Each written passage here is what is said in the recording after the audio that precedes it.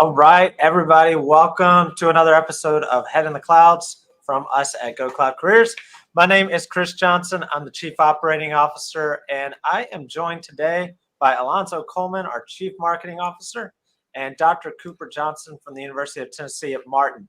And we're going to be talking about why soft skills are important for your tech career. We're going to be talking about the top soft skills that employers are looking for. We're actually going to talk about what are soft skills, because a lot of people don't even realize what soft skills are. We're going to be talking about everything from communication skills to emotional intelligence and soft skills and everything in between. But most importantly, why soft skills are important and how to use soft skills in your career. So before we get started, you know me, I always have some things to share with everybody. So the first thing that I want to share, I'm probably going to throw Tyrone a curveball here, but it's right in line with the topic of discussion today. I want to make sure everybody knows about our ebook guide, Why Tech Skills Aren't Enough to Be Successful in Your Career. So make sure to get that guide so that you understand why tech skills aren't enough. And so that you can be prepared to set yourself apart from everybody else. That is a completely free resource for you by us to help you in your career. The next thing I want to tell everybody about is we've got a brand new enterprise architect development program that is infused in and out with soft skills, business skills, and business acumen, and everything that is necessary for the enterprise architect role, but also to be an extraordinary cloud architect, our solutions architect.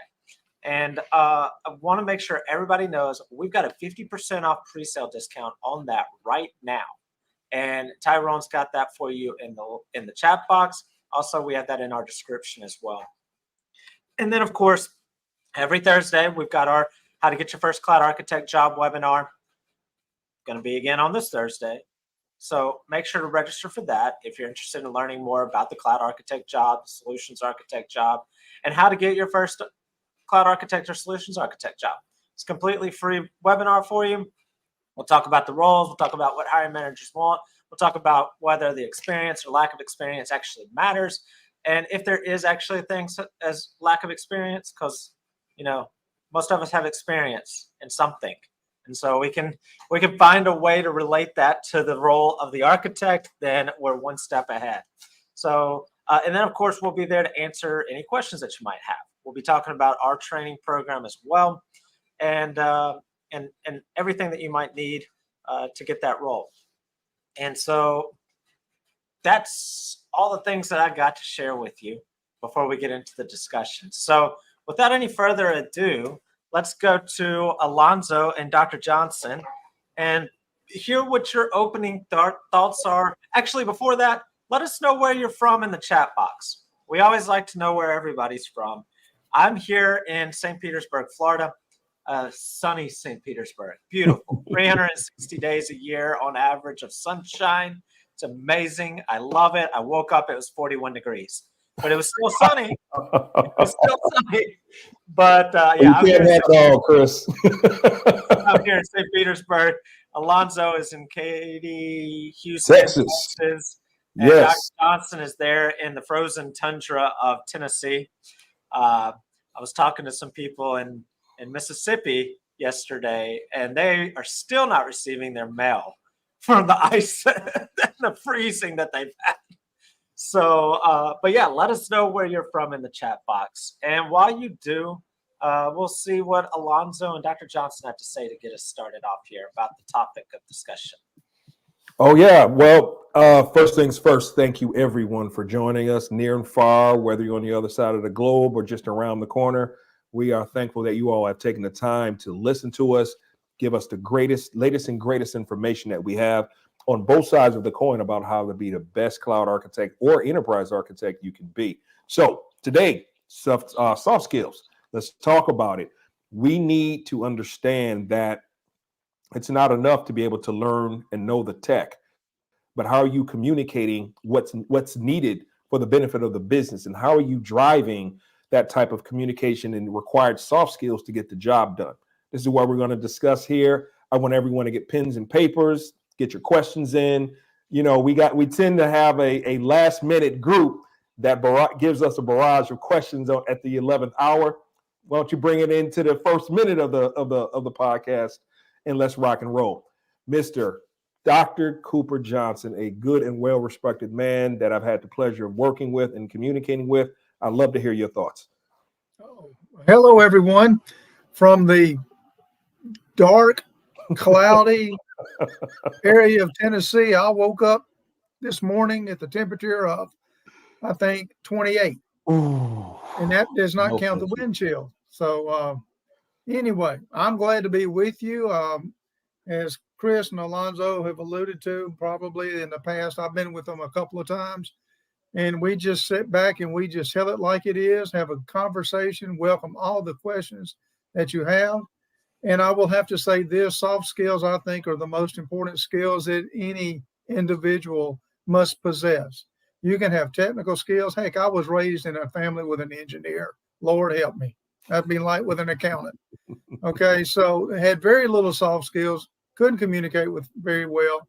And so we basically told him to get in the back room so that, you know, he can do his engineering stuff, and we took care of the business. But folks, seriously, soft skills are critical to the success of not only the organization, but for yourself, okay? I always say that these soft skills play a vital role in the individual and the organization's growth. You got to have both, okay? So if you have those skills, or if you can develop those skills, you will be highly sought after by employers, and they'll notice those in the interviews. It won't take them long. They know what they're looking for, okay? So just to stop it there, I'll let Alonzo and Chris lead the discussion, and I'll be glad to talk more in a little bit. But, you know, I'm a college professor. I could just keep talking, and I don't want to bore you to death. So, I mean, hey, he gets paid to talk, so there we go. That's there you go. You do what you get paid to do. There, right? Yeah. Let's roll with it, Doctor. Yeah. Well, I want to reference something. I want to go back to something Alonzo mentioned earlier. He said, you know, we have people that they wait until the last minute to take part in the conversation, ask questions and everything. We're going to have an abbreviated discussion today.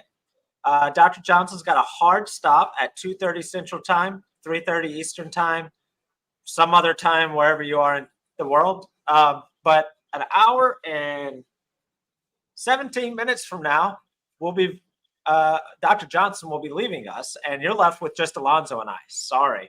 So in light of that, we will probably be wrapping up when Dr. Johnson leaves for the day. Just because I don't know if you want to hear what Alonzo and I have to say when it's just the two of us. But if you have any inkling to wait to post anything in the chat box, don't wait. Just do it. Put questions in there. Whenever you feel like making a comment or putting a question, put it in there, and we'll take it right then, or we'll get to it. We'll make some time for it when we get to a stopping point in our discussion, because, you know, Mike's away and we'll play. So we'll do it how we want to do it today. But so the first thing that I want to do is I took the liberty. I did some show prep today. Surprise, surprise, everybody. And I decided to go I just did a quick Google search about soft skills and tech careers. Guess what? It's not just us talking about it at Go Cloud Careers. It's not just Mike out there talking about the importance of soft skills. It's not just me. It's not just Dr. Johnson or Alonzo or the people in the program. Let me show you some of the things that I found. And I could show you a ton more. I'm not going to show the whole article. I just took some screenshots of some of them. And the first one really caught my attention. You know, we work really hard with the architect roles here. And the architect is arguably a business role. It's 50-50 on the low end, 50 business, 50 tech, 50% tech. But here's the first article that I came across. Oh, my banner's in the way. So, soft skills, the missing piece in your developer toolkit. Okay, so even on the developer side, the engineer, software developer, tech side, soft skills is important. From Tech Republic, lack of soft skills holding IT professionals back from getting hired and promoted. From Business News Daily, soft skills every tech professional should have. From CIO Magazine, it's soft skills shortage and how to train up for success. So I wanted to put those up there because it validates what we're hearing from so many hiring managers, so many recruiters, so many people in the industry and in the field. These articles they validate that even on the arguably more technical side, the more technical roles, they're preaching the importance of the soft skills. And so I wanted to take the opportunity to share those screenshots with you of the articles that I came across and use that as a catalyst for our conversation. And, you know, I'll go with Dr. Johnson here. So Dr. Johnson, what would you say that there's any role or any industry where soft skills aren't important? Chris, did you ask me that question? Because I keep cutting out.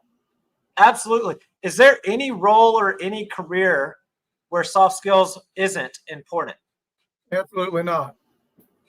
Absolutely not. Because one of the most important soft skills that I can think of off the top of my head is communication. If you can't communicate effectively and efficiently, you will fail. So, Yeah. And that's needed in every type of job, situation, relationship, whatever.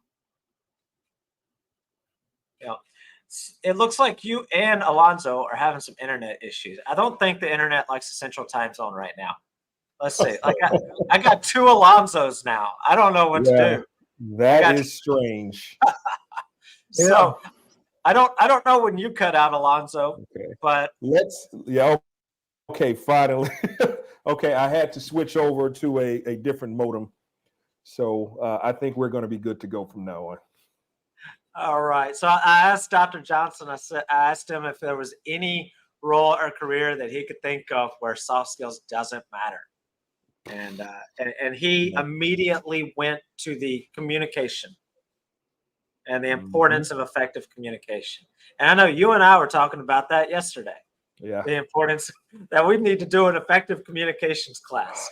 Yeah, I think I voluntold myself. So I think, you know, the overall umbrella of brand is effective communication. And a lot of people I've learned tend to communicate only to respond instead of to understand.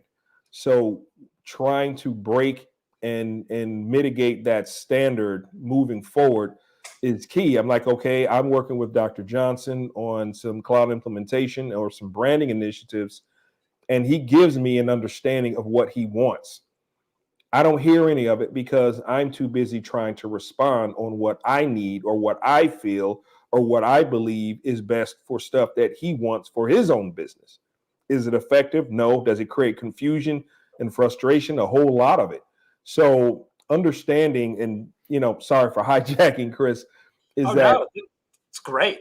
Yeah, understanding what Dr. Johnson wants, how he wants it, being able to provide, and understand that communication is just not a verbal or listening skill. It's also how you write as well. How are you writing these documents down? Is it effective? Is it not too wordy? Is it explicit? Is it an executive summary that gives me the most amount of information in the most succinct format so that I can effectively understand this gentleman's needs, wants, desires, and meet the solutions or provide those solutions for him? It's important. And like you said, even someone who's in a lighthouse by themselves on the edge of the most remote coast still has to communicate in some way, shape, or form. Their whole job is communication. Exactly. You know, people, it's more than just I'm telling you, you're telling me, and somewhere in the middle, we may or may not understand each other's position. So like Dr. Johnson says, communication is key. I'd love to hear what Dr. Johnson says. Well, I'll tell you this now, right now. there's a couple of key words when it comes to communication: is listening and hearing. Yes. You've got to learn to listen. You hear everything all the time. You know, I'm a married man and my wife get to talking and everything. I hear it, but a lot of times I don't listen. So you've got to learn to listen to the people that are talking, that you're communicating with. Another thing is you need to know your audience. To whom are you speaking? What are you talking about? When Chris asked me to the first time, you know, to work with y'all, and he started talking about clouds and all that stuff, I had absolutely no idea what in the world he was talking about. But he was able to make me understand a little bit about it. Then I talked with Alonzo and with Mike and listened to a few things. Am I an expert? No. But what you also need to understand is that you don't need this jargon, what I call jargon. You know, computer people, the engineers, they have a certain jargon that they like to use, little buzzwords. And let me tell you this, folks, if the people you're talking with, if your customer does not understand what you're saying, you will lose that customer and they will go find somebody that can bring it down to their language, talk to them where they can understand, then they will write the check to them and not you. Mm-hmm. Yeah. Well, Very true. there's a couple of things here about the communication. And so we don't really have a flow to the show today, everybody. We're just winging it. I've got some talking points. I got notes from Alonzo and from Dr. Johnson. So I'm going to kind of steer us in the right direction. But I really wanted to open it up with an open discussion. So our open discussion has got us on communication. So we're going to keep talking about that for a second, and then we'll move on. But both of you hit on the often overlooked part of communication, and that's what you're not communicating. You're listening. You're reading. You're getting the information from people, and you have to that you can learn how to write. You can learn how to speak. That's not going to get you anywhere if you don't have the willingness to just be quiet and listen, or take the time to read what someone's put to you. Somebody has put the time and effort into writing something out with the intention to communicate a need or desire or something to you. And it is a lost art to read and to comprehend. So that both of you hit on that briefly, and that's anytime I hear or watch or come across content related to communication skills, they always focus on the other side of the coin, not this side of the coin. So I'm glad that you got that both of you hit on that to some degree. That is truly important, and you're listening and you're reading and getting that information, and then you're able to do something with it. But if you're not listening and you're not reading and getting the information, what are you going to do? How are you going to accomplish? What are you going to do? You're going to go and ask the question that they already answered when they spoke to you or when they wrote something to you or put a document out. You're going to ask a question that's already been answered. And what is that going to do for your relationship? What is that going to do for the client customer, the contractor customer relationship, the manager superior subordinate relationship? If you're asking questions that the answers have already been given to. So now I'm not saying that there's no place to ask questions, but I'm saying that it's important to make sure that you've aggregated all the information that's been readily given to you. But that requires openness, not quite open-mindedness like we talk about in our program. That's a completely different topic, but the same concept of being open to getting this information. And that is 50% of the communication, and that's often overlooked anytime people speak about communication. The majority of the time, they don't talk about that 50% of it. So, I tell you, Chris, you hit on something real good. You know, as you well know, and Alonzo's been to college too a lot of times. When I put out a syllabus, or I put out frequently asked questions, and I put out instructions, and then the next day I get a blasted email asking me a question that's right there in the syllabus, or right there in the frequently asked questions, and that tells me, number one, that the students are either A, lazy, they don't find my class important, or if they don't find the work that I provided them important. And I can see that transitioning into the workplace.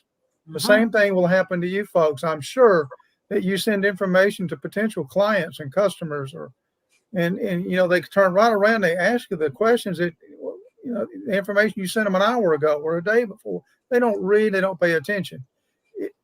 Folks, the first time you do that, it's going to be hard for you to come back from that. It's hard for my students to come back from that. They're already put over here in the not so good category. Mm-hmm. So like Chris says, you need to pay attention to what's sent to you. You need to read it. And the questions you ask should be for clarification or for more information. I understand this, so where do we go next? That's what folks are looking for. Now, you call it a soft skill. I just call it common sense. And we got a lot of people don't have it. Yeah. We got to deal with them. Yeah, we do. And definitely train them. I mean, those old adages of you have two ears, one mouth, or one of my preferred ones, you measure twice, you cut once. What does that mean? You spend more time reading, listening as opposed to responding. Number one, understand what they're talking about. Number two, confirm that you indeed understood what they're trying to convey, and being able to be succinct about it. That's why you're focused. Two ears, ask twice, listen twice, being able to confirm twice. The mouth has nothing to do with what they want out of this solution. You've got nothing to say because you don't know their business. You don't know their goals, short and long term. You don't know what's worked, what hasn't worked, who's been a part of that solution and or problem, what the documentation says, or anything else, because you weren't there. So what does your mouth have to do with any of that particular phase of the conversation and transaction of communication? So listen, get as much criteria as you can, and as a cloud architect, and also a part of Dr. Johnson's student body, you're not going to be effective until you understand what this gentleman wants to say for you to be successful in this class, any more than us to be successful in this business case or this overall project as a cloud architect.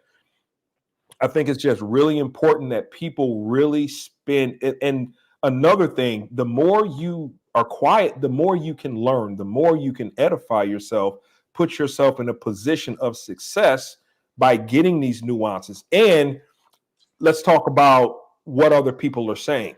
You have your nonverbals. Are they listening? Are they intent in how close they are with the video call or in person? Are they laying back or showcasing some sort of nonverbal emotion about you being there or how they feel about the project? You can glean so much through observation and a lack of communicating just to respond instead of looking at the overall environment, non-written, nonverbal communication, and how their overall and we'll get into this cognitive, being cognitive, empathetic positioning that you would have to understand, what your audience is all about. So I know I threw a whole lot in there, but I think it's just there's so much to communication than just a verbal transaction between some people. Yeah. So before I pivot to the next thing, did you want to have anything else that you wanted to add there, Dr. Johnson? One thing I want to add, and I guess maybe sum up the communication process, is if you Google soft skills, and you'll get some that are similar and so forth. But if you look at each and every one of them, it is all the success of any of them based on one thing, and that's the ability to communicate.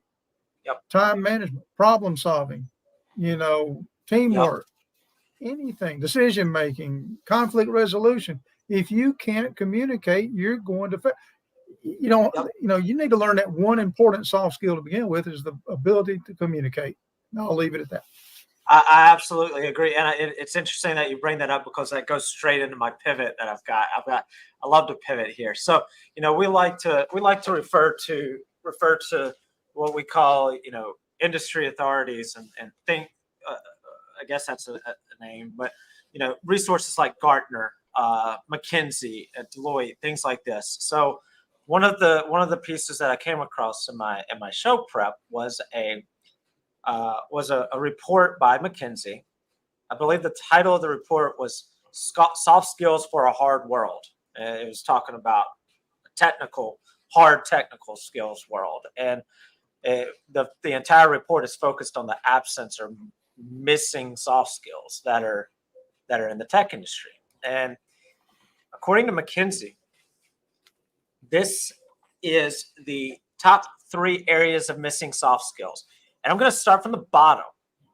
And this is by percentages. So the top, communication, the ability to deal with complexity and ambiguity, problem solving, critical thinking, innovation, and creativity.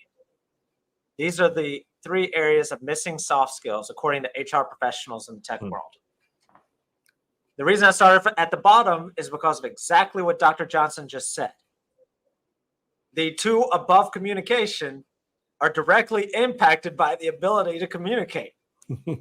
If you want to handle complexity and ambiguity, that's directly impacted by your ability to communicate. You want to solve problems and innovate and be creative, you're going to have to be able to communicate. And so I found that very interesting myself. And then you just pointed it out right before I did my pivot here. And so I wanted to share this with you. Y'all, neither one of you saw this beforehand. So I'm curious, what are your thoughts about this? Again, this is a report from McKinsey about soft skills in the industry. And specifically, this slide is the missing soft skills. I find that interesting because as cloud architects, inherently, we are problem solvers. So why are we here? It's not about us playing in the proverbial technical sand or just creating things for no reason. They have a problem. Networking issues. They have a lack of optimization, lack of availability, lack of efficiencies. They're hemorrhaging fees left and right because they are not able to, they're not focused on FinOps related efforts. They don't have the right people talking about the right things that are necessary for this environment, or the departments are not, or rather the department leaderships are not talking to each other about what's needed versus what they're using, and so on and so forth. So problem solving, technical debt, strategic thinking, critical thinking, innovation and creativity. You have to meet that head on with the unknown, which comes into the complexity and ambiguity. You have to be ready for anything, which is why you have to understand the entire environment. You have to understand computing. You have to understand the data center, cloud computing, networking. You have to understand the whole gist of it and how to communicate that so that everyone understands what the rules of engagement, how we're going to solve for this and start from the present state to the future state. If none of that ties in, it's like the Tower of Babel. Everyone is going to have their own language, and no one's going to be able to understand each other to facilitate success. Well, I agree with that. I often tell my students this, and whether right or wrong, but I've seen it over and over again, is regardless of what organization you work for, what field that you work in, but let's talk about the cloud computing field, the architect field, and that type of stuff. I see a lot of times I feel like a lot of times we probably spend 80% of our time talking to our clients and communicating with them to identify their problem. And if you're not listening to them, if you can't talk with them, then those skills that you have as far as architect and cloud computing and all that type of stuff is really not going to help you at all, because you may come in, instead of solving a problem, solve a symptom, because you don't listen and you don't understand what they're trying to tell you. Okay. And folks, it doesn't take but 1 or 2 failures like that that your company will get a reputation, and you as an individual will get a reputation of not being able to solve a problem. First of all, got to identify the problem. You get a reputation of not listening, and it gets to the point where you don't even have an opportunity to apply the architect skills that you're going to be learning or the cloud stuff that you're going to be learning. So, take a step back. Yes, architect, learning what Go Cloud teaches is critical, but almost as critical is being able to communicate and talk to your clients, because you're going to be talking to people like me. You think about this. You're going to come in my office and start talking about tech stuff. Dr. Johnson's tech stuff is turn it on, turn it off 2 or 3 times, see if it'll fix. And, you got to listen to what my problem is. Then I don't need you to tell me the tech wizard talk how you going to fix it. I expect fix it. And in order for you to fix it, you got to understand my problem. So I still stick on that communication, and the soft skill is just as important as the tech skills. Absolutely. And the thing that I found most interesting about this when I was going through the report was these truly could all be listed as just communication. All 3 of these. Because, again, ambiguity in itself is because of ineffective communication. But when I see ability to deal with complexity and ambiguity, I'm just sitting here laughing like, well, the ambiguity is because of the communication or lack thereof. Yeah. And my problem solving is inherently tied to information and getting information to be able to solve the problem. And the critical thinking, I mean, okay, maybe that's tangentially related to communication, but to be able to critically think, I have to ingest something that's going to make me think. Communication. And to be innovative and creative, if I've got something innovative, I sure as heck better be able to communicate that to somebody effectively. And so I know that this sounds like we should have probably titled this communication skills and the importance to your career, but it wasn't until I'll say it wasn't until I started doing my show prep that I realized, all these are tied back to communication. But I didn't tell that to Dr. Johnson and Alonzo. And it just so happens that they started off out of the gate with communication. And so we're meeting in the middle for the whole show of talking about communication, apparently. So let's move off of the communication for a little bit. I'm curious if you guys would be comfortable sharing what it was like for you when you realized how. Before I get to this, what other than communication, what would you say is a critical soft skill? I don't want the entire list, just another 1 or 2. Decision making. Say that again. Decision making. Decision making. Okay. Yes. All right. Yeah. Alonzo? Definitely emotional intelligence, the ability to respond to ambiguity and emotion. Understand that it's not always going to be rose-colored glasses and sunshine and Hallmark cards and responding to leadership, vendors, client resolution. Understand that possibly, say for instance, as me as a cloud architect, I may inherit a large problem from someone who is no longer in the company, has moved on to another division, yet the problem remains. The frustration from the customer is still there, and I am representative of the organization. I got to take the heat. Let's be realistic. I have to own it because it showcases solidarity for the organization, my ability to take on ambiguity because I'm walking into something I don't understand, but I still have to engage with that customer to untangle this huge knot that's going on with their fees, lack of deliverables. It's late. It's costing them extra money, over budget, whatever the scenario is. I have to engage with them. I have to understand the problem by listening, shutting my mouth. And the only thing that I say is that, you know what? I am here to help you solve your problems. I apologize for any inconvenience or issues that you have had. I'm here for it. Please tell me what's going on. And if we go through the documentation and so forth, we do what we have to do so that I can mitigate the risk, mitigate their frustration, rebuild and salvage this relationship, reduce any increased or existing or future risk, because I'm putting my finger in the dam from these leaks, so that I can find out and stop what's happening, so that we can get this project on track. So you have to, people are going to, realistically, you're going to get yelled at for right or wrong. This is real life, because you have to assume that the person that you're dealing with may not have the emotional intelligence that you have. And so that's where your training kicks in, to be able to take the heat, de-escalate the situation.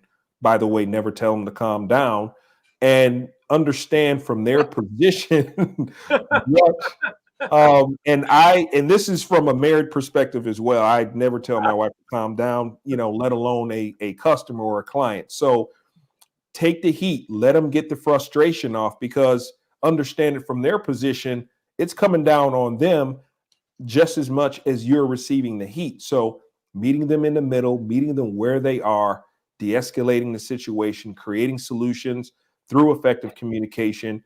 And that's how I believe, definitely emotional intelligence plays a key role. All right. So emotional intelligence. Got it. And decision making. Okay. So, all right, decision making. What Alonzo was talking about, believe it or not, if you listen to what he had to say, again, listen. If you listen to what he had to say, he was basically talking about, he's going to listen to somebody, he's going to let them vent and so forth. But at the same time, guess what he's got to do? Make a decision. He's got to decide how best to solve this problem. Now, that type of decision is a decision that's got to be made quickly. Okay. Now, my understanding also that GoCloud is training people to be leaders, move up that corporate ladder to get up in those top executive level jobs. So I want to talk about another type of decision making that you have to face as you move up that corporate ladder, are those strategic decisions. You get away from the day-to-day decisions. You let the folks down beneath you deal with the day-to-day folks. But you need to learn how to be able to make strategic decisions, which are decisions that are going to impact your organization as well as your client base, say 1 year, 2 years, 5 years down the road. You cannot sit on your laurels and wait for your competition to jump out there and do something better than you are. So you've got to make those decisions. In order to make those decisions, you've got to do exactly what Alonzo was talking about. Conflict resolution, for example. I know he was alluding to that. He may have used the word. I may have missed it and so forth.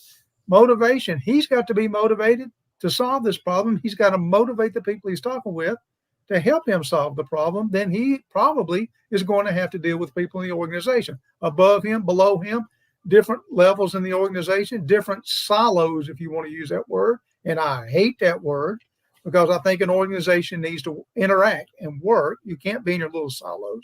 So all of this comes back. There's so many different soft skills that are, wound up in what Alonzo was talking about, just to be able to solve one client's problem. Okay. And that comes from experience. That comes from sitting back and watching folks who do it well. And that is what, from what I gather, GoCloud is doing. They're exposing you to all this stuff, helping you to develop these skills so that you can be an architect, but at the same time be a leader and grow in the organization and shape that organization to be successful. Yeah. So the next thing that I want, before I get to the next thing, I want to ask each of you, in your experience, when we're talking about soft skills, so for everybody's knowledge, I've got a list from Harvard Business Review, Forbes, and Indeed for employers that we'll be going over later about the top soft skills sought by hiring managers and employers. But that's in a little bit, so stick around.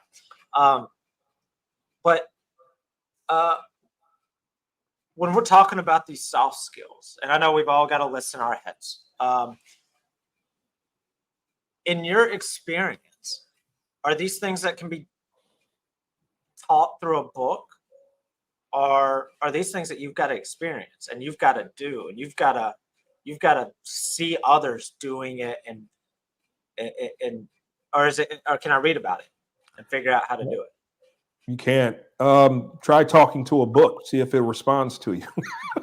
Try yelling at it. Try coaxing it. It's just going to sit there. Or try it yelling at you. Exactly. See what happens. Nothing. So Or it's, it telling you that the department is under budget and can't finance these 2 positions that you just hired. absolutely. It's That book, it's the book's same not gonna, thing. the book Book's might tell not you gonna that, help but you. the It's book not might going tell to you be that, but there. they're not gonna tell you about Joey, Right. Joey, the 6-year-old kid, the puppy that is gonna be No. impacted, the wife that's gonna be impacted, the husband that's gonna be impacted, the car that they just bought, you know. Yeah. So Yeah. If I may, um, no, you can't read a book and learn how to do any of these things. I tell my students, and I will tell you folks the same thing as this: a book is a guide. Simple as that. That's all it is a simple guide. In order to be able to do this or just about any other job, you've got to get out there and do it yourself. Okay. I tell folks also this: when you graduate from the University of Tennessee at Martin with a bachelor's degree or a master's degree, you know just enough to be dangerous. You've got to get out there and work with people that have done this before. You've got to learn. Yes, you can send them to a seminar, you can send them to a conference and that type of stuff. But I feel in something like this, on the job, baptism by fire, if you want to call it that, and everything, Yeah. drop them in there. But don't, folks, the worst thing you can do as a leader is to put somebody out there with no experience and no guidance and no help. They're not going to learn like that. They're going to become frustrated and they'll quit. And your customers will see that. You need to let people be a mentor, be a coach, show them how to do these types of things. So no, you can't read a book. I'm sorry. It gives you guidelines. You can Google all day long, but until you do it. Look, we have professors that have never worked a day in their life in the real world.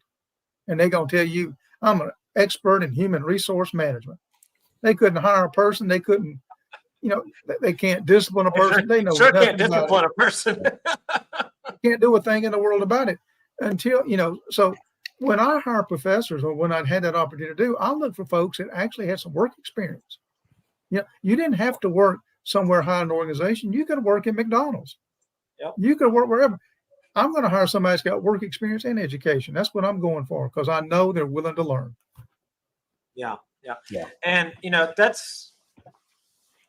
that's what we do here at Go Cloud Careers. That's what we do here. Look, we've got all the videos, we've got all the written documents in the world in our training portal. Yeah. That's only going to get you so far. Today we started a group project that they were given a scenario and they work on it for the next 2 weeks. Guess how we put their groups together? Random selection. Boom. There you go. You don't get to pick who you're working with, and it's completely random. Go practice what we preach. Go put it into effect. Work with each other. And that's the reason we do it is because you need to be able to practice the things that we have in our program in this environment. And that's why we provide the environment that we do so that they can have implemented and honed those skills. Yeah. And the crazy thing is, and this comes from my own personal experience, you may not even recognize that you're practicing it. You're not going to recognize that you're unless you're purposely doing something.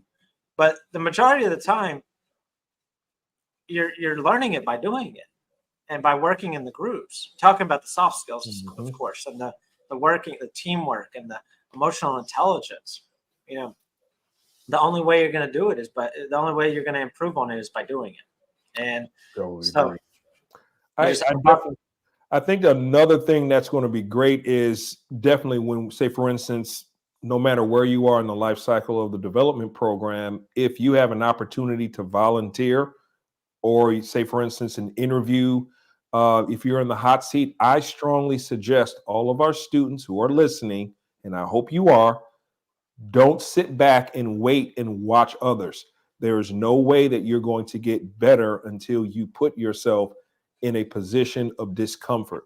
And that's the only way we grow. If you're comfortable, you're not growing and you're not excelling. So I strongly suggest with what Chris has mentioned before, with getting into those breakout sessions, with those team building exercises and team projects, when you're at a point where you want to share the presentation of being in that position of the architect or interview skills, jump in there. Don't be afraid. You're never going to fail. You're only learning, and we never say you fail at all. You're growing from all that you've learned. So I could, that's a whole different conversation that we could have in branding. But as of now, be comfortable being uncomfortable. And also, when you do that, you're developing teamwork skills. Yeah. Folks, you know, in college or in classes, a lot of times, you know, you take a test by yourself. You do a project by yourself. Dr. Johnson doesn't do that. And, you know, a lot of his colleagues is not happy with him. What he does, he says, okay, the test is open. Get together, work together, do things together. You got projects, interact. You know, find people with strengths that you don't have. You know, identify your weaknesses, because that's how it's going to be in the real world. You're going to ask for help. You've got to learn those teamwork skills. And to me, that's another soft skill. And every time I look at it on the internet or wherever it is, that's one of the things they talk about is teamwork. You've got to know how to work together. You know, because look, you know, Chris has heard me say this year after year after year. You know, I always find the smart girl. You know, I never go to the guys because I know I'm one of them. You know, I didn't cheat off the guys in high school. I went to the smart girls. You know, I get Dr. Long to help me do all this kind of stuff. And she just looks at me, pats me on the head and said, you poor thing, and on you go. And I go, thank you. But it's teamwork. We each have a set of skills that we are good at. Right. And we also have a set of skills that we are not good at. And folks, recognize that and build upon it. Yeah. So I want to piggyback on that one. So throw my pivot out the window. We're gonna keep going here. So you just said something. We have skills that we're good at. We have skills that we're not good at. Let's take that to the next level. And if anybody was at our conference in Orlando, I know Dr. Johnson and Alonzo, you were there. One of our presenters, Jermaine, made a very big point about this is you can't know everything. Don't try to know everything. I'm going from soft skills to technical knowledge for a second. Just like we have skills that we're good at, we've got soft skills that we're not good at. Got technical competency that you know, got technical competency. There's no way that you could know it because you're spending your time on the thing that you're good at. You can't know everything.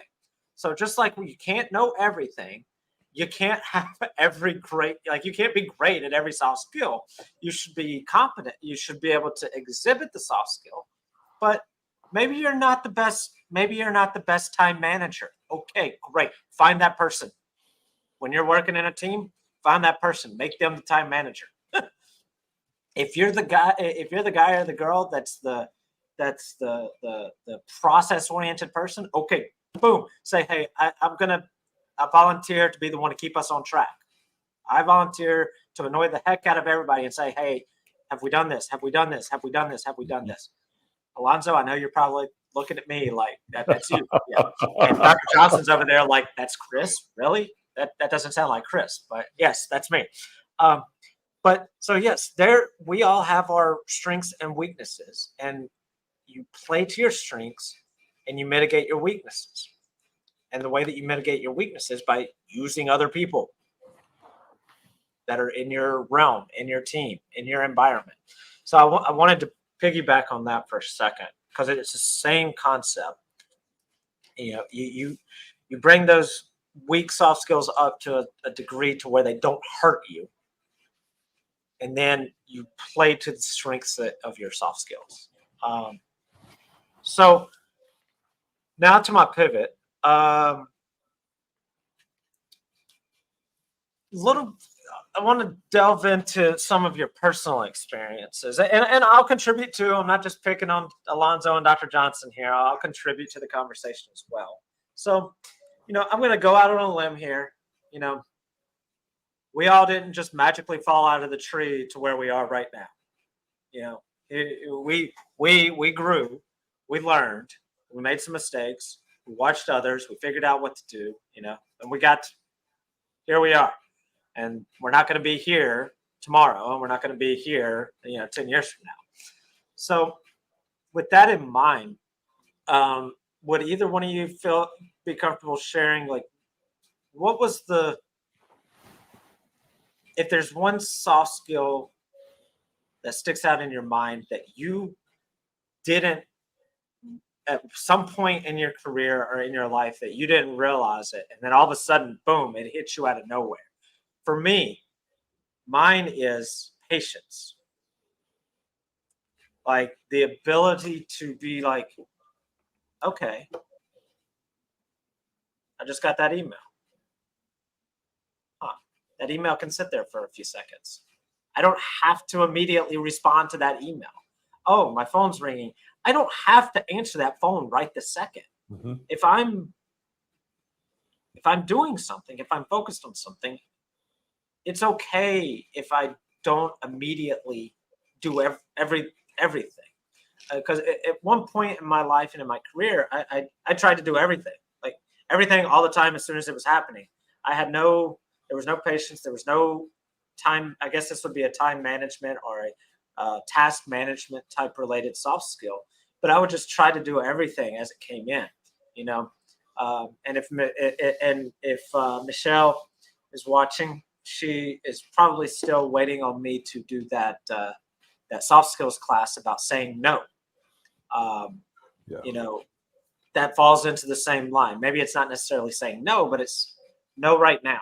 I will do that in due time at a reasonable time. I'm not going to put it off. I'm going to do it when it's reasonable to do whatever that thing is.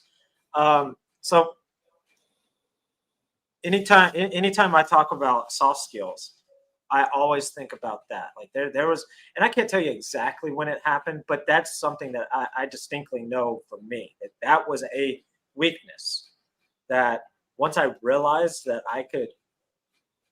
the importance of it, that changed my whole outlook and my whole growth professionally. And so I'm curious if either one of you have something like that sticks out as far as soft skills, that when you had that realization that, oh, this thing is critically important, and if I get this thing right, it can change everything.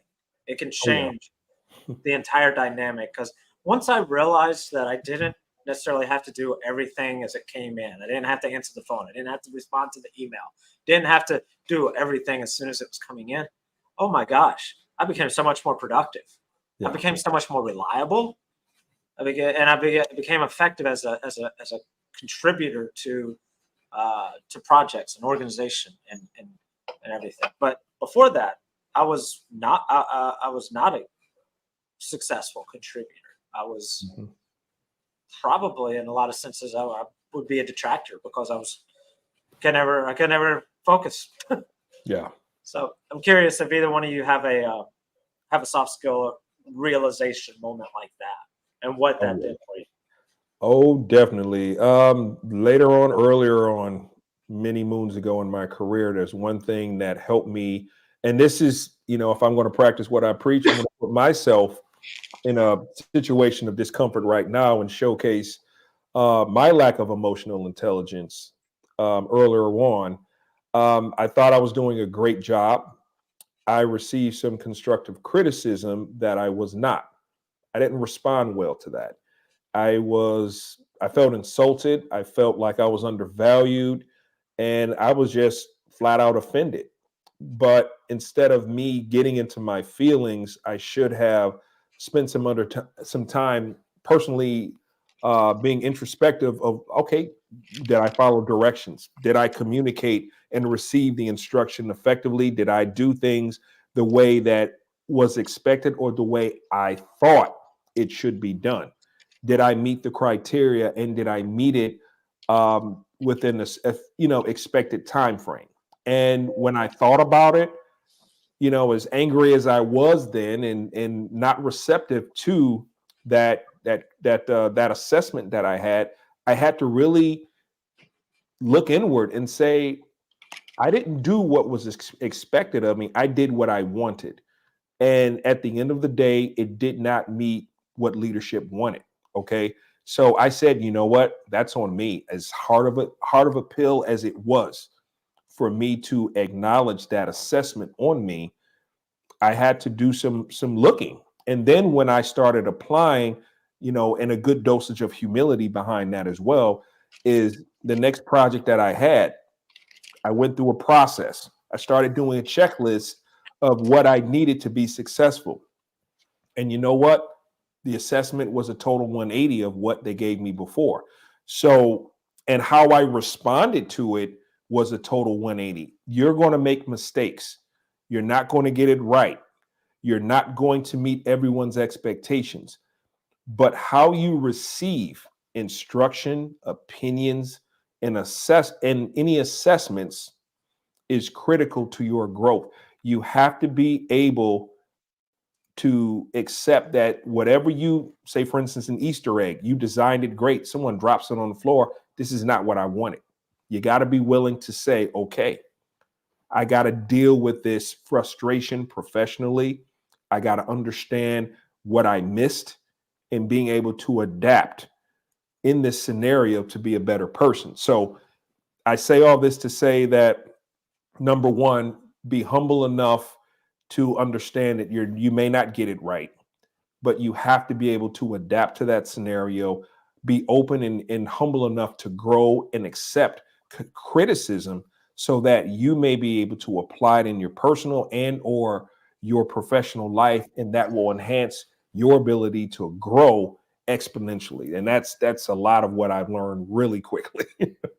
What about you, Dr. Johnson? I have to say mine was leadership. Okay, when I was young, got put in charge of some folks, I thought, okay, I'm that person. I did not realize I was that person that knew just enough to be dangerous and that I was going to screw everything up. But I had this idea that my leadership style was leadership style A. And I was going to use leadership style A come hell or high water. It didn't matter what the situation was, who I was dealing with or whatever. I knew what was best, and this is what I was going to use. And I failed miserably. I guess I was successful maybe 20% of the time dealing with people when I had that mindset. And what helped me is not so much a person that was up above me, the so-called big leader and everything. It was some of the old geezers that had been in that business for a while that I sat down with. And they sat down with me and we had a conversation. And they gave me examples of how they weren't critical. They were just saying, when you're in this situation, think about this and think about that. And it took even a little bit longer for me to realize there's more than one way to lead. There is no one best way to do anything. You can fill that blank in with anything, communicate, lead, whatever. So it took me a while to figure that out. And I'm like, Alonzo, I was frustrated. I was aggravated. I was frustrated. I tried to blame everybody else but myself. And finally, I remember what one of my professors in undergraduate said: when you want to look at the problem, go look in the mirror and point the finger. And you're 99% of the time, you are looking at the problem. So I learned a lot there. I didn't know all the fancy terms and everything. Then I got into my PhD program.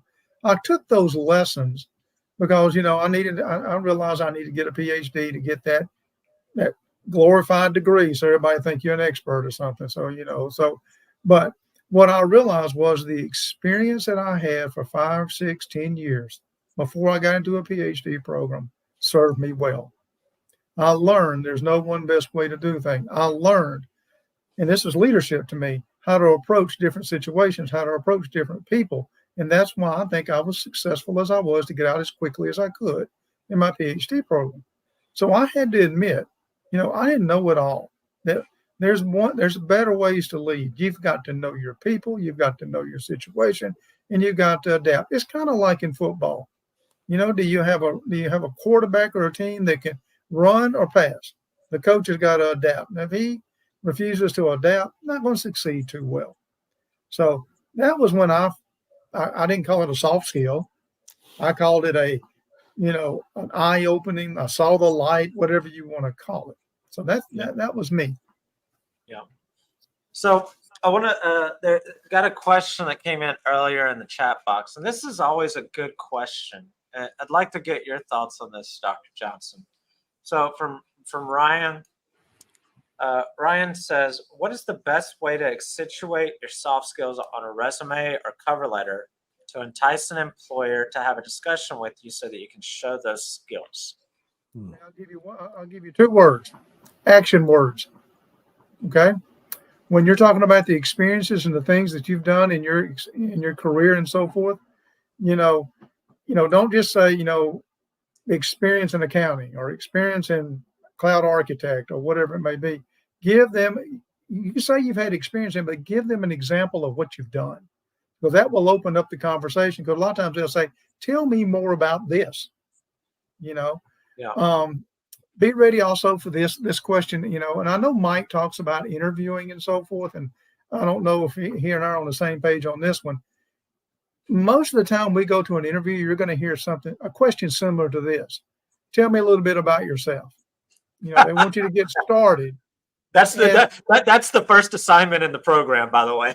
Okay. Well, I don't know what Mike's perspective is, or should I say GoCloud perspective is, but I always tell the students that I deal with, when they ask you that question, they don't care where you grew up, what your hobbies are, you know, what your major was. They don't care. You need to answer the question with something. They're basically asking you, what can you do for me, or why should I hire you? What do you got for me here? So talk about, you know, those soft skills will come out when you just can't say, I'm a good problem solver. Give them an example of how you did it. Give them an example of how you handled conflict.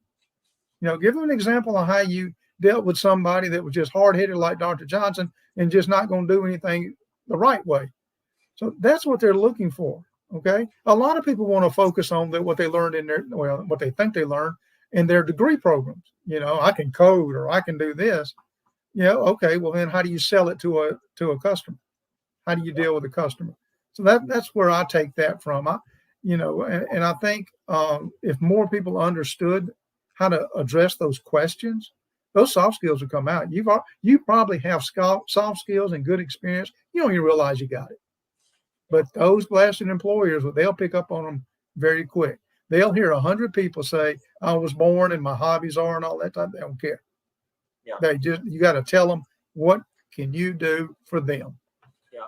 And when the answer you started off with specifically about the resume, about writing the bullet points on your resume have to tell a what and how, not just a what. There's a what and a how. Like, you did this and achieved this.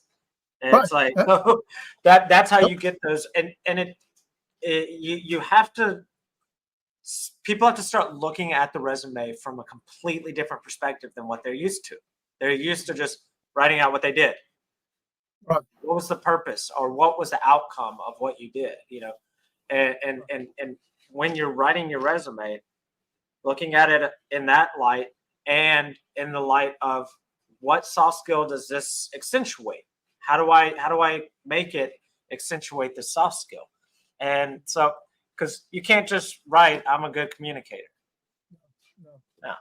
So, and it's difficult because you also can't make it a 3-sentence long bullet point. No. You got to get it in 10 words or 11 words or whatever, 12-point font and only on one line. Because if it's longer than that, we're not reading it. That's why it's important. I tell folks you need to get people that are in the industry to look at your resume. A lot of times they'll come back and say, no, this is not what the industry is looking for. You need to do this, this, and this, change it up. Because, you can get on Google or whatever it is, Monster.inc or whatever they have out there, and they will, they'll give you all these templates. But I always encourage people, if you want a job in tech, you go talk to somebody that's doing what you want to do. What are they looking for? Right. Yes. Not just in the industry, but doing what you want to do. What you want to do. If you're wanting to become an architect, go talk to someone that's been an architect for not just a year or two, but somebody that's been in that role for a while. If you're wanting to be the lead engineer on a team, don't go talk to an engineer. You go talk to you find someone that's been the lead and figure out what they say. And don't waste their time either. Be prepared when you go to talk to these folks. These people are busy and they're being kind enough to give you some of their time. Yes. So be prepared with good questions and thoughtful questions about, that's what, they can spot that, because if they know you're not prepared, they'll cut you out quick and send you out the door. Yeah. So I got a couple of more questions here, and then I want to get to the list from Harvard, Forbes, and and indeed. So I really don't like this question, and because of the end. John O. Alonzo, what you just mentioned, not handling criticism very well earlier on in your career and learning how to take it as a recipe to develop and grow, could that be an ideal weakness? Ideal weakness? No. The only weakness that you would have is that you don't learn from the experience. That is the only weakness that you'll have, is that you're going to, no matter how well prepared a candidate is, you're going to always walk and say, for instance, you do get the job, or you know what, you don't even get the job yet. You're walking into a discussion with the hiring manager. Your best laid plans, your best laid presentation, you're still walking into the unknown of ambiguity. So you have to prepare as best you can. And say, for instance, you do not become the candidate that they decide to hire, but you have a conversation with the hiring manager as to what went wrong or what that catalyst was to throw you off track. How you respond to that is up to you. You have to have the emotional fortitude, the emotional intelligence, and the ability to handle and take ownership of what you did not do to secure this position.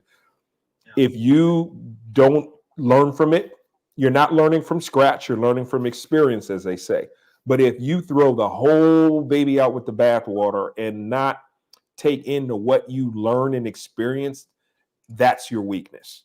The ability to not grow and face yourself on what you could have done better. That's my spiel. I think Tell you something else. Alonzo made a good point, and I'm going to add a little bit to it. You know, you go to a job interview and you get rejected and everything. And you take a few minutes, reach out to the person and say, "Hey, how can I improve? What were my weaknesses in the interview process? What do you suggest?" And you know, believe it or not, down the road, another position may come open. They may just pick that phone up and call you and have another conversation with you because you simply took the time to try to improve, and that says a lot about you. so. There's something. So the question isn't necessarily related to interviews here. So not handling criticism very well earlier on in your career and learning how to take it as a recipe to develop and grow. I like this question better if it says, could that be an ideal opportunity to grow?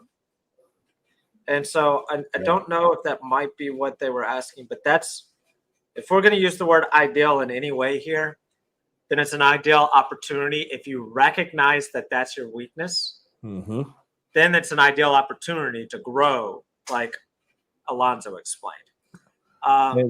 And that is an initial assignment in the development program in a SWAT about things about you that you can take advantage of. Yeah. So, Valerie, we got this next question from Valerie, and then I'm going to get to this list of skills. So Valerie says, Dr. Johnson, had to deal with conflicting opinions in a meeting. Oh, office politics. Okay. It is hard to communicate to someone who holds strongly to their opinion. How do you go about communicating effectively in that case?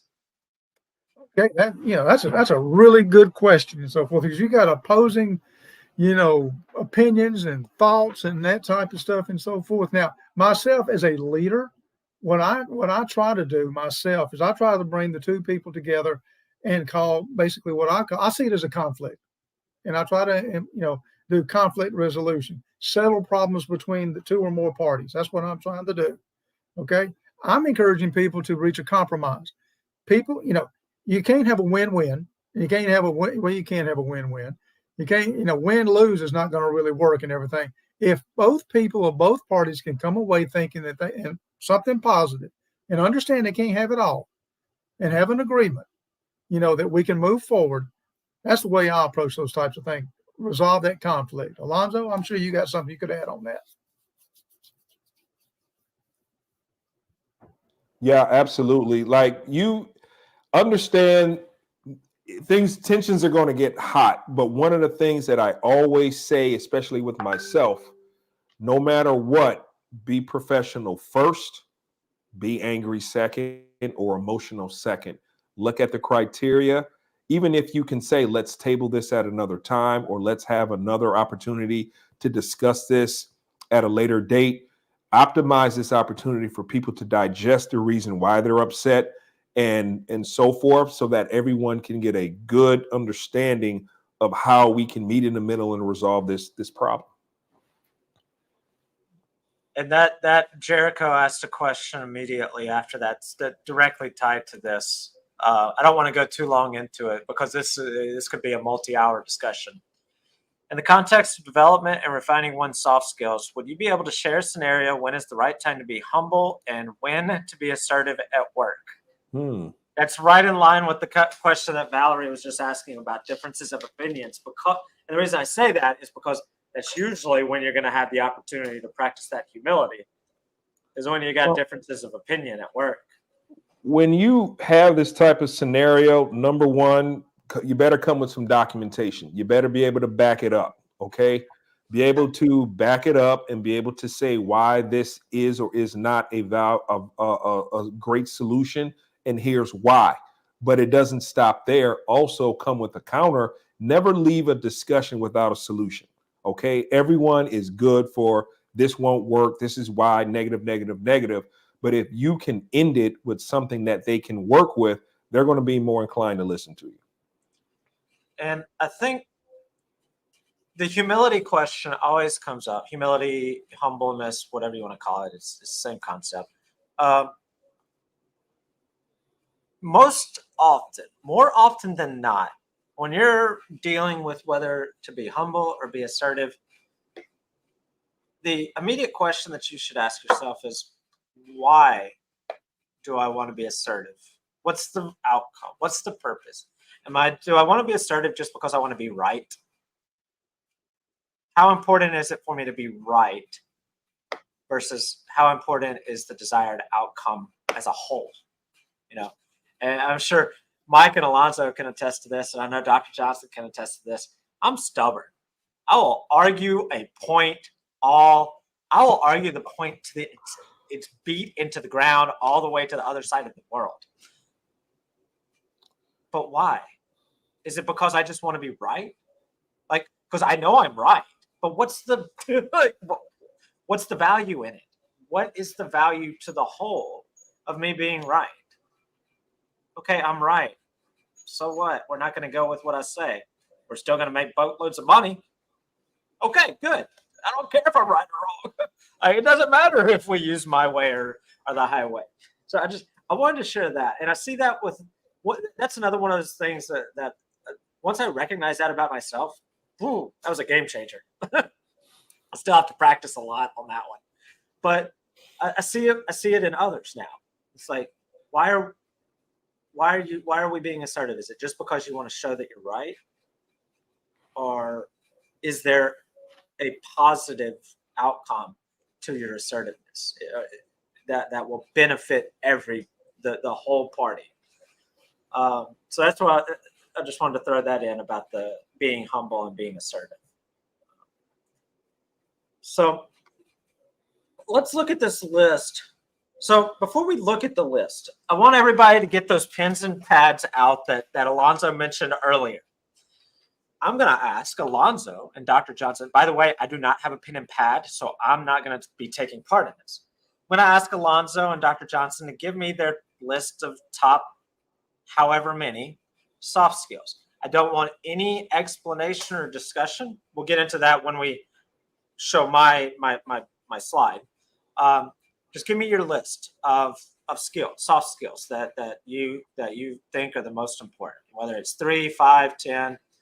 And then I'll show the list from Harvard and Forbes and Indeed, and then we'll talk about them. So we'll start with Alonzo. If you will, give me your list, just the skills, not the discussion points. Okay. I'd say cognitive empathy is an important one, and that basically means the ability to understand and appreciate the thoughts and feelings and perspectives of others. You can't go in there dictating what you feel is right, because you have to, pay attention to how they feel. But overall, the rest of it is going to be patience, emotional intelligence, negotiation, listening skills, relationship building, collaboration, conflict resolution and mitigation, and stress management. All right. Hopefully people wrote those down because I didn't. Dr. Johnson, what are yours? Okay, mine are communication, teamwork, problem solving, time management, critical thinking, decision making, stress management, adaptability, conflict resolution, leadership, resourcefulness, goal setting, and motivation. And by motivation, I mean self-motivation and motivating others. All right. So if you will, everybody in the chat box, just throw out a percentage out there. 100% being 100% their lists match each other, 50% being their lists matched halfway, 70% they match 70, whatever you think. 0% being they didn't have any of the matching skills. Put in the chat box what percentage match you think they had on their list of soft skills. I want to see what everybody thinks there in the chat box, because they did not communicate with each other beforehand about about what their top skills are. They have no idea what mine are. I'm not even going to list mine because I got a slide from 3 of the best sources in the world. So, I'm not going to come up with my own list. So we got 50, 80, 50, 70, 50. Okay. All right. 25. Whoa, 25. I think it's a little higher than that. I'm thinking probably around 50, 60, 70%. Now, granted, Dr. Johnson's was a bit longer, so that's going to skew the numbers a little bit. But yeah, I think looking like on average probably about 60% match rate.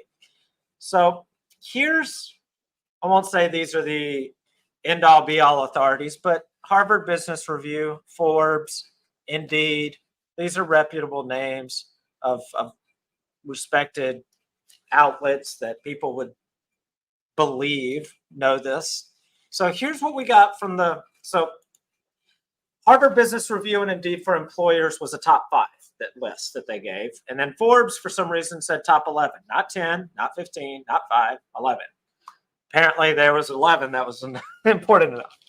So I've highlighted here in yellow, I think it's yellow, I'm colorblind. So whatever the highlighted color is the one that is on multiple lists. Does everybody see that communication skills appeared on all 3 of the lists? And what did we spend the majority of our time talking about today? Communication skills. But let's go through these. We got effective communication, teamwork, influencing without authority. I liked that one. I don't think I heard that from either one of you. I could be wrong. Problem solving, leadership.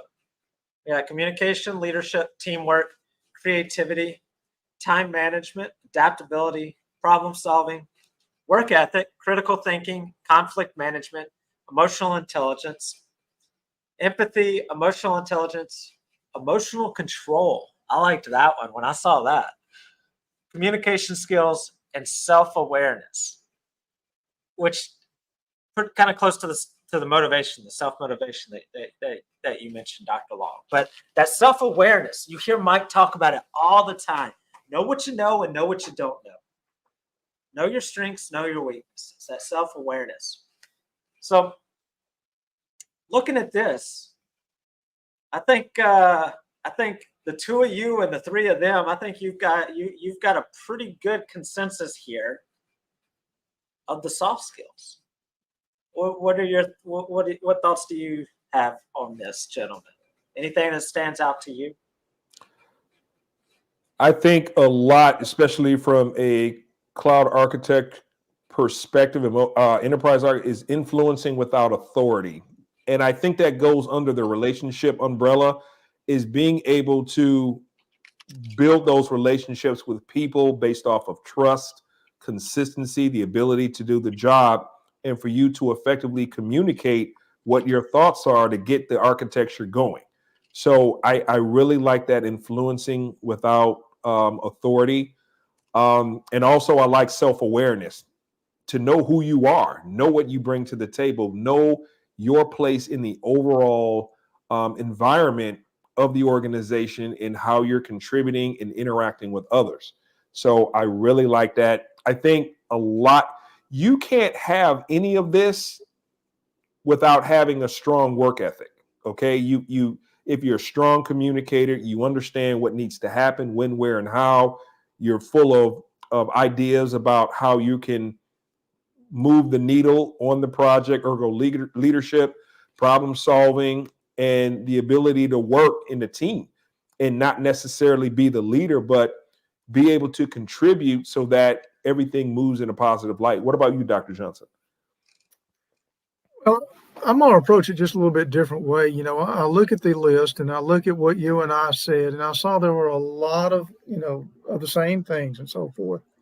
But I think a lot of times the soft skills that an individual are going to identify as being the most important or most critical to being success is going to be based upon their individual experiences, life experiences, work experiences. But they also have to be open. Leaders do. I'm going to talk about leaders now, regardless of what industry you're in. But leaders have got to be open to new ideas and new thoughts and new processes and so forth. So they can't just stick with what they're used to doing and think's the most important. They've got to be able to adapt. So I'm big on adaptability, being able to realize, hey, I may not have tried this before. It may not have been important before, but by God, it looks like we might need to try this out here. There's absolutely nothing wrong with trying something. And I don't like to use the word fail, but I like to use the word learn. I mean, it didn't work out. You learn from that. You move on to something else. So, I'll go back to, it's based on, our experiences and so forth, and who we deal with and the type of people we deal with. I'm sure those of you that are considering going into the area that GoCloud is teaching and so forth, even though, you're going to come in with a set of skills and a set of ideas and perspectives based on where you've been in life and what type of work you've had. And you're probably going to learn very quickly, this architect stuff a little bit different. And you're going to have to adapt, and you're going to have to ask questions, and you've got to be open-minded. Yeah. And I apologize, everybody. I realized that number 11 on Forbes and number 2 on Indeed for employers is emotional intelligence.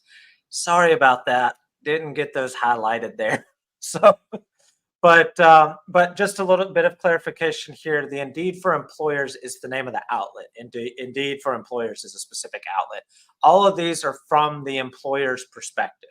I just wanted to put that out there. I saw a question in the chat box that,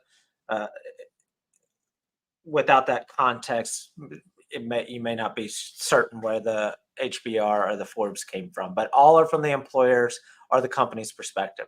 So yeah, I wanted to share that before we let Dr. Johnson get away from us. I know he's got to go, so I'd like to ask him if he's got any last words for us that he'd like to share, and Sure. we can let him get on his merry way back to the tundra of Tennessee. Oh, boy, I tell you what, I might have to get that red Solo cup out for long. But anyway, I think we've had a good conversation today. I think we've identified some critical issues that everybody has to be aware of. If folks are honest with themselves, then they're going to realize areas that they need to work on, like we all do. I'm 66 years old, and I'm a firm believer that I will continue to grow and continue to learn till they shovel dirt on my face, and then, but there's one thing I want to leave you with, and I want to talk to you briefly about from the perspective of being a leader. Okay. Successful leaders and successful organizations truly have 3 main components. And this is Cooper Johnson talking. They have a clear vision. They have a vision of where they want to go. They have a vision of what they want to do and what they want to accomplish. Good folks have smart, qualified, and motivated employees. That means you go out and you hire the best. Don't fall into the trap. Don't listen to some guy above you say, get them as cheap as you can. Because folks, you're gonna pay for what you get. You're gonna get what you pay for. Okay? Get the best. get the most motivated, the ones that want to learn, the ones that are hungry. They will pay for themselves time after time, and they will make you money. And once you get those people there as a leader, give them the resources to do their job, to do their work, and then get out of the way. Do not micromanage. You've hired the best. Turn them loose. Yes, they will do things that you're not happy with. Yes, they will fail in certain areas, but you use those as teaching moments, not as complaining and beating moments. You teach them, guide them, shape them. So again, clear vision, best employees, resources to get the job done. And when you find those people, I promise you, they're going to have a lot of these soft skills that we've been talking about today. Okay. And the soft skills for yourself, internalize this. Soft skills will help you become a well-rounded employee yourself and leader. Okay. You'll be a person that has the skills needed to grow the organization, for you to grow in that organization, for you to succeed in that organization. And those soft skills will come to the top, along with your technical skills and any other skills. I've enjoyed being with you, Christopher and Alonzo. I hope I covered what you were looking for. Folks that are listening, you couldn't go with a better organization. They can help you. If you haven't listened to Mike Gibbs talk, my goodness, he wanted me to get up and go be an architect. No, you don't want that. I promise you. But he's really good. He can bring it down to a level that even Dr. Johnson can understand. I joined the other night for a little while about different, whatever they called it. And I actually learned something. It scared me to death. So be careful. If you get with Mike Gibbs and his group, be careful, because you just might learn something. Chris, y'all have a good day. Thank you, Alonzo, Dr. Johnson. Take care. Y'all be good, or be good at it. Talk to you soon. We'll do our best. Thank you. Yes, Thank sir. you very much. All right. So that was the wonderful Dr. Johnson from the University of Tennessee at Martin. And in case you didn't get enough of Dr. Johnson, if you're in our Cloud Architect Career Development Program or our Enterprise Architect Development Program, or if you're not, you can enroll. And he and Dr. Long will be teaching our class next Friday night. I had the topic. I lost the topic. Let me find this email from Dr. Long. They are teaching. This will be a fun one. Me and Alonzo cannot be there. They are teaching ethical values and behavior for the business executive. Very nice. I don't know if I want to be there for ethics, but that's obviously it's a good discussion, a good lesson there. So I want to thank you all for joining us. Alonzo, you got any last words for us before I remind people about all these wonderful things we've got going on? Absolutely. Everyone, it's always great engaging with everyone. Please take a lot of this with you. Think about it. If you have people that that are in the threads, come together, have some discussions, introduce yourselves, network amongst the people that are here, continue to grow. We'd love to have you at Go Cloud Careers. And if you're already there, keep studying, keep working, put yourself in a very uncomfortable environment. I promise you, you will grow. Absolutely. Absolutely. And if you've got any questions about cloud careers, computing careers, cloud architect careers, join us for the career Q&A session tomorrow. We do Wednesdays at 2 p.m. Eastern time here on YouTube or LinkedIn or Facebook or wherever you're watching us at. We'll be there at 2 p.m. Eastern time. Mike Gibbs will be joining us. We also have our free How to Get Your First Cloud Architect Job webinar on Thursday at 1 p.m. Eastern time. I see we just put the link there in the chat box as well. We've got we also have our 50% off for our new Enterprise Architect Development Program. We just announced this program. The press release just went out today. We announced it to the community internally last week or 2 weeks ago, but it's official today, and it will go live on Monday, February 12th. And until that time, you can get 50% off of that program. click that link that they just put there in the chat box. That's not taking you straight to a checkout page. That's taking you to a page where you can learn about what's included in that Enterprise Architect training program. But we look forward to you joining us on the Q&A tomorrow. We look forward to you joining us in the webinar on Thursday if you desire. And if you're in class, if you're in our live program, make sure to take part in the project that we just started today. If you weren't able to attend class, because I know 80% of our students are working, so if you weren't able to attend the live class today, watch the recording in your training portal, and then go on Slack and say, hey, put me in a group. We're going to be putting people in a group through Friday. So take that opportunity, get in here, interact with other people, work in the projects. Doesn't matter if you just started today or if you've already been interviewing and about to get an offer as an architect. Work in the groups, work with each other, solve the solution, come up with solve the solution, come up with the problem. Solve the problem, come up with the solution. There we go. Anyway, all right. Thank you, everybody. I hope you all have a great evening and a great rest of the week. Bye-bye. Take care, everyone. Thank you.